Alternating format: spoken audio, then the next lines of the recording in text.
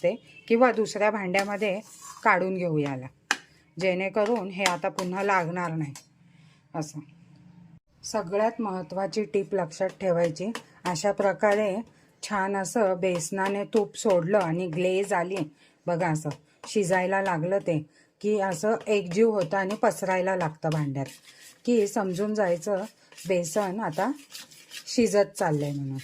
मस्तपैकी असं फसफसून येतं ते आणि शिजायला लागतं तुपामध्ये.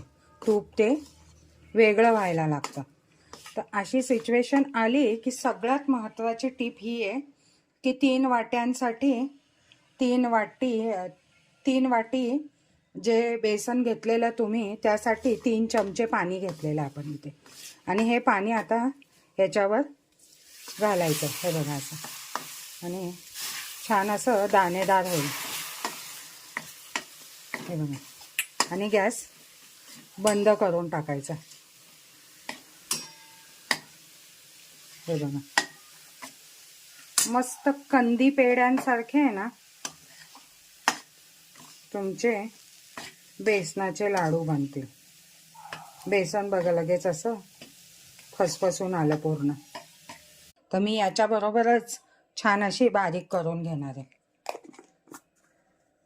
मस्त साखर तुमची दळून बारीक घेतलेली, अगदी बारीक साखर दळून घ्यायची. आणि गरम बेसनमध्ये कधीच पिठी साखर घालू नये, नाहीतर लाडू वळले जाणार नाहीत, त्याला पाणी सुटेल. बघा इथे बेसन छान थंड झालंय आणि थंड झाल्याशिवाय साखर घालायची नाही. तर आपण 3 वाटीसाठी 1 वाटी साखर घेतलेली आहे आणि छान बारीक केली आहे. वेलची पूड घातलेली आहे त्याच्यात. आता मस्तपैकी साखर ह्याच्यात घालून घ्यायची.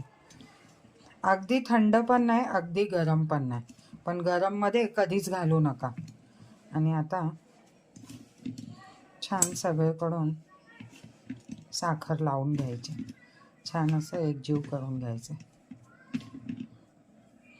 तुम्हाला हवं असेल तर तुम्ही मिक्सरला एक गरका पण फिरवून घेऊ शकता, म्हणजे पटकन होईल. पण आपलं जास्त नाही आहे मटेरियल, त्यामुळे आपण हातानेच करणार आहे. आणि छान असं सगळ्या बेसनला आधी इथे असं चोळून घ्या साखर आणि मग लाडू वळूया. अगदी पटपट वळून होतात हे लाडू, जास्त वेळ लागत नाही. त्यामुळे सगळं मिश्रण एकजीव करून गाठी फोडून घेऊ. छान मिश्रण मस्तपैकी एकजीव झालेलं आहे.